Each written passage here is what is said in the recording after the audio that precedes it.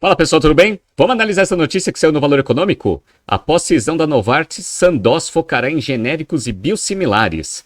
A Novartis, uma grande farmacêutica suíça, foi fundada em 1996 e veio passando por uma grande reestruturação do seu portfólio. E dentro dessa reestruturação, essa cisão da operação da Sandoz vai fazer a empresa focar em remédios com alta complexidade e a parte de biosimilares e genéricos vai ficar embaixo do guarda-chuva da Sandoz. Vamos entender um pouco da história da Novartis e um pouco dessa movimentação que foi feita agora em termos de portfólio e como que isso vai ajudar a Novartis no futuro próximo. Se você gosta das nossas análises, por favor, dê um like nesse vídeo. E se você puder compartilhar as nossas análises com pessoas que possam fazer bom uso delas, a gente agradece. Pessoal, um aviso rápido. Se você está entrando no mercado de trabalho e deseja acelerar a sua carreira, conhecimento de negócios é a ferramenta fundamental para você conseguir atingir seus objetivos. Nesse contexto, a gente está com inscrições abertas do General Business Program para as turmas do primeiro semestre de 2024. Nele, você vai ter todo o ferramental de soft skills, negociação e comunicação empresarial, matemática financeira, análise de demonstrações financeiras, valuation e estratégia de investimento, assim como marketing, estratégia, modelagem de negócios e também problem solving. É o curso mais tradicional da BTC, mais de 8.000 alunos formados desde 2010. Então entre no nosso site www.btcompany.com.br e veja a turma mais adequada para você. Tanto turmas virtuais ao vivo, quanto turmas presenciais na região da Avenida Paulista. Bom, vamos começar aqui com o histórico da Novartis, falando um pouco da história da própria Sandoz, que foi uma das empresas que entrou em fusão para criar a Novartis em 1996. Mas a Sandoz é muito mais antiga, vamos lá? A empresa destacou seu patrimônio científico e legado de inovações médicas desde a fundação da pioneira química Kern Sandoz em 1886. Do desenvolvimento da cálcio Sandoz em 1929, passando pela primeira penicilina oral do mundo em 1951, até o lançamento do biosimilar em 2006. Então a Sandoz ela já tem bastante tempo de mercado e na fusão com uma outra grande farmacêutica criou a Novartis em 1996. Aí a Novartis se tornou uma das grandes empresas do setor farmacêutico e ela pegou a marca Sandoz e colocou todo o portfólio de genéricos e biosimilares e fez algumas aquisições para criar na marca Sandoz o maior player desse segmento de genéricos e biosimilares. Então, peguei uma notícia aqui do dia 21 de fevereiro de 2005, Novartis cria a maior fabricante de genéricos do mundo. A partir desse momento, a Novartis também começou a investir no core business dela, que é o quê? Desenvolvimento de novas moléculas e também novas tecnologias. Lá em 2012, 31 de outubro de 2012, ela anunciou um investimento pesado, 500 milhões de dólares, na construção de um laboratório para desenvolvimento de moléculas via biotecnologia. Qual que era o grande problema? O grande problema é que esse investimento, esse laboratório, ia ficar pronto só em meados de 2016, 2017. E ela fez um investimento em 2014, dia 16 de dezembro de 2014, numa empresa pequena que estava desenvolvendo moléculas usando biotecnologia. 10 milhões de dólares na BioLine RX. Qual que foi o grande problema da Novartis? O grande problema da Novartis é que naquele momento ela estava com um portfólio que já tinha vários remédios vencedores, mas com patente chegando próximo do seu vencimento.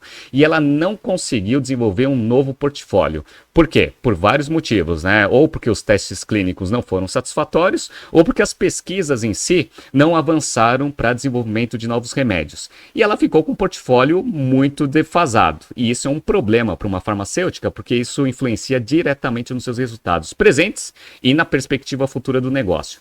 Só para vocês terem uma ideia, para quem está vendo aqui no YouTube e no Spotify, eu estou mostrando a performance aqui financeira da Novartis de 2011 até 2015. Para quem está vendo aqui, está vendo que a empresa ela andou bem de lado, né, nesse período. Então, ó, em 2011, o faturamento de 51 bilhões de dólares. Em 2015, 49, ou seja, um faturamento menor, receita líquida menor.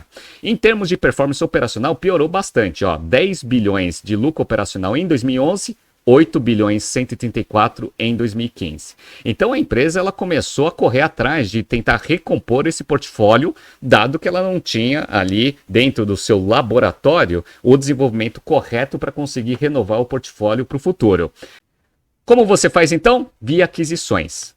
Via aquisições, você precisa de dinheiro. E o que ela fez então? No dia 27 de março de 2018, ela pegou uma parte do seu portfólio e vendeu para a GSK por 8,9 bilhões de euros. Para quê? Para fazer aquisições. Então, no dia 9 de abril de 2018, Novartis negocia a compra da Avixis para crescer em terapia genética, investimento de 8,7 bilhões de dólares. Perfeito, mas não parou por aí.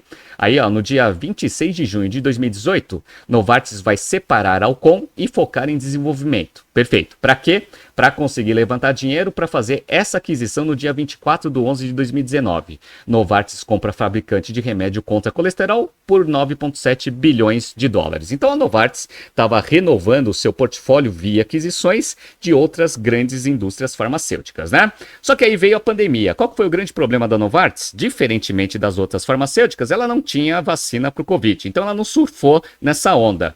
E aí ela teve grandes problemas em relação a isso. Então ela começou a levantar dinheiro vendendo participação que ela tinha em outras farmacêuticas, essa especificamente a Roche. No dia 4 de 11 de 2021, Novartis vai vender participação na Roche por 20,7 bilhões de dólares. Por quê?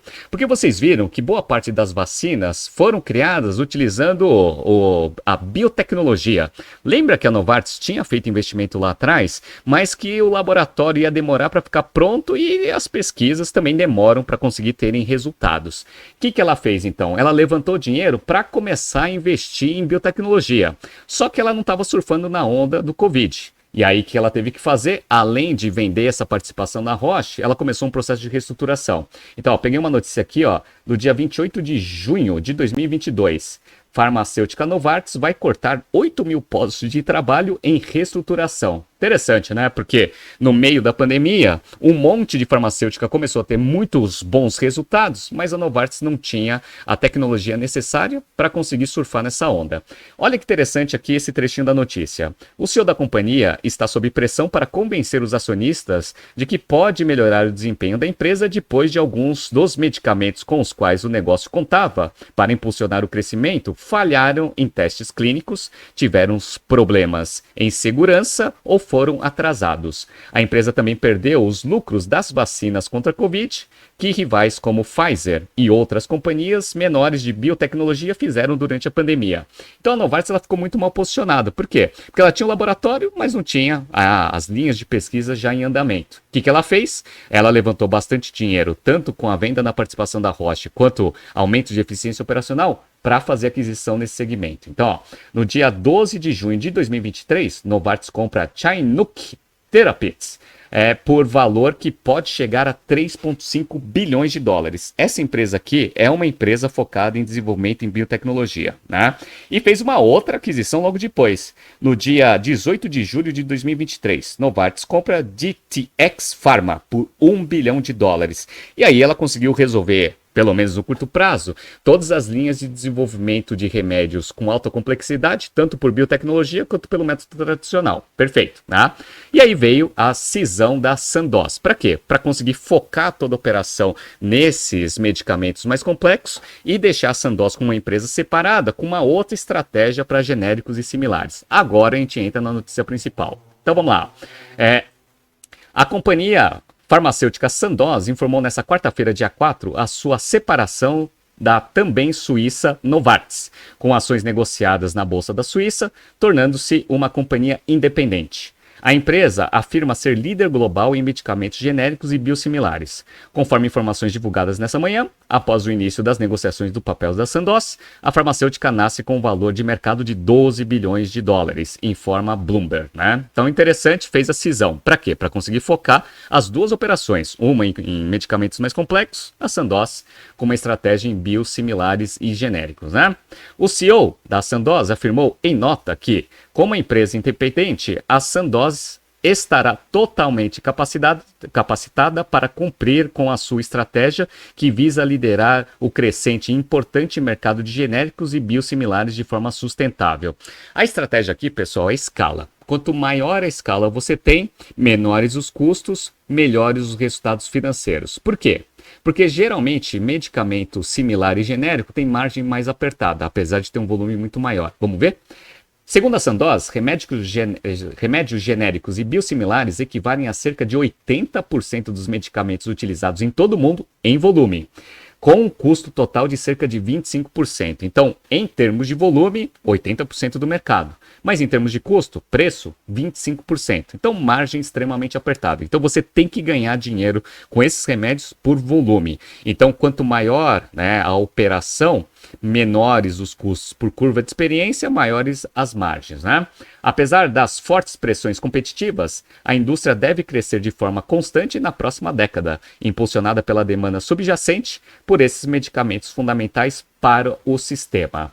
A cisão da companhia põe fim a um processo que durou meses para a Novartis. O grupo vai focar no desenvolvimento de novos medicamentos após sair dos ativos não essenciais em sua estratégia futura.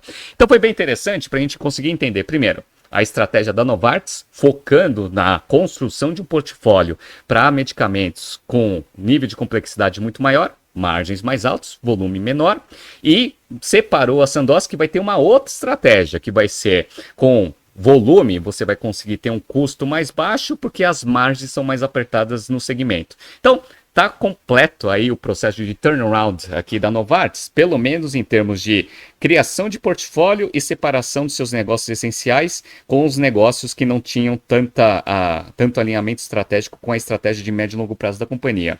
Vamos ver o que vai acontecer, mas é uma história muito interessante de construção de portfólio e quais são as dificuldades das indústrias farmacêuticas dentro desse mercado extremamente competitivo. Tá surgindo aqui alguns BTCs News passados para vocês se atualizarem. Não se esqueça de inscrever no nosso canal e na nossa newsletter. Grande abraço e até amanhã.